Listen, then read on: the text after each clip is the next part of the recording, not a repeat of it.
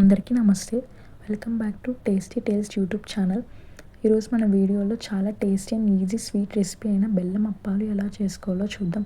First ఒక plate తీసుకొని 1 cup బియ్యం పిండి, 1 కప్పు గోధుమ పిండి, 1 కప్పు బొంబాయి రవ్వ వేసుకోవాలి. స్పూన్తో బాగా కలుపుకోవాలి. తర్వాత స్టవ్ మీద దాకా పెట్టుకొని 2 కప్పుల బెల్లం వేసుకోవాలి. మనం ఏ కప్పుతో అయితే పిండి తీసుకున్నామో అదే కప్పుతో 2 కప్పుల బెల్లం వేసుకోవాలి. తర్వాత 3 కప్పుల వాటర్ వేసుకోవాలి. వేసుకున్నాక బాగా కలుపుకోవాలి. బెల్లం అనేది వాటర్లో కరిగితే చాలండి, పాకం అవసరం లేదు.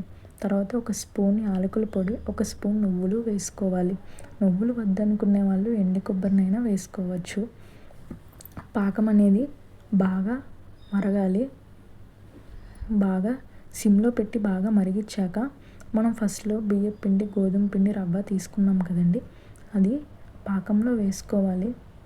మొత్తం వేసుకున్నాక పిండి అనేది పాకంలో బాగా కలవాలి. ఆ పాకం అనేది పిండికి బాగా పడితే స్వీట్నెస్ బాగా వస్తుంది. తర్వాత కొద్దిగా చల్లారాక ప్లేట్లోకి తీసుకొని పిండి మొత్తాన్ని 1 స్పూన్ నెయ్యి వేసుకొని చపాతీ పిండిలాగా బాగా కలుపుకోవాలి. బాగా కలుపుకుంటే సాఫ్టీగా మంచిగా అప్పాలు అనేవి వస్తాయి. అలా కలుపుకున్నాక చిన్న చిన్న ఉండల్లాగా చేసుకొని రౌండ్గా చేసుకోవాలి. చేసుకున్నాక వీడియోలో చూపించిన విధంగా అప్పాల్లాగా ఒత్తుకోవాలి. అలా ఒకదాని తర్వాత ఒకటి ఉండల్లా చేసుకొని అప్పాల్లాగా ఒత్తుకోవాలి. అప్పాలు చేసుకునేటప్పుడు మీకు ఏమైనా పగుళ్ళలాగా అనిపిస్తే కొద్దిగా వాటర్ కానీ ఆయిల్ కానీ చేతికి రాసుకొని అప్పాలు చేసుకుంటే పగుళ్ళు అనేవి రావండి. అలా ఒకదాని తర్వాత ఒకటి పిండి మొత్తం చేసుకున్నాక స్టవ్ మీద కళాయి పెట్టి ఆయిల్ పోసుకోవాలి. ఆయిల్ హీట్ అయ్యాక అప్పాలనే వేసుకోవాలి. మొత్తం ఒకేసారి కాకుండా కొన్ని కొన్ని వేసుకోండి. అప్పుడు మీకు తీసుకోవడానికి ఇబ్బంది లేకుండా మంచిగా ఉంటుంది.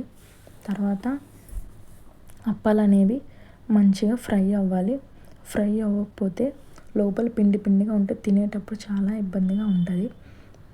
ఆయిల్ అనేది పీల్ అవ్వకుండా ఉండాలంటే అలా గరిటె పెట్టి బాగా ఒత్తుకోవాలి. అలా ఒత్తుకుంటే ఆయిల్ అనేది పీల్ అవ్వకుండా ఉండిద్ది. అలా ఒకదాని తర్వాత ఒకటి తీసుకొని ప్లేట్లో సర్వ్ చేసుకుంటే ఎంతో రుచికరమైన బెల్లం స్వీట్ అప్పాలు రెడీ. Thanks for watching.